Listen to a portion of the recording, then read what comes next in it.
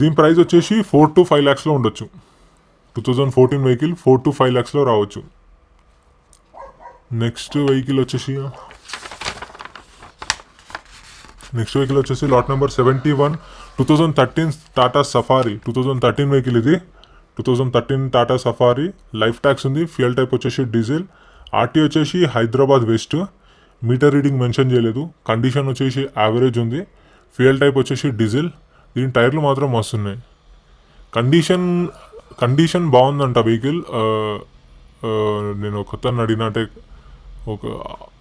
ఒకతను first నడిపిండే customer.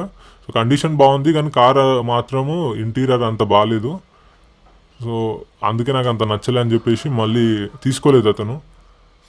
So vehicle engine అయితే బాగుందంట, కానీ మొత్తం లోపల మొత్తము జంగు బట్టి రస్ట్ బట్టి అట్లా ఉందంట. బయట చూడగా మంచిగా అనిపిస్తుంది కానీ.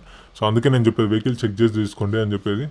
దీని ప్రైస్ వచ్చేసి 5 to 6 lakhsలో రావచ్చు. 2013 టాటా సఫారీ. ఒరిజినల్ ఆర్సీ ఉంది. ఫ్యూయల్ టైప్ వచ్చేసి డీజిల్. ఆర్టీ వచ్చేసి హైదరాబాద్ వెస్ట్. కండిషన్ యావరేజ్ ఉంది. 5 to 6 lakhsలో రావచ్చు. 7728 నెంబర్.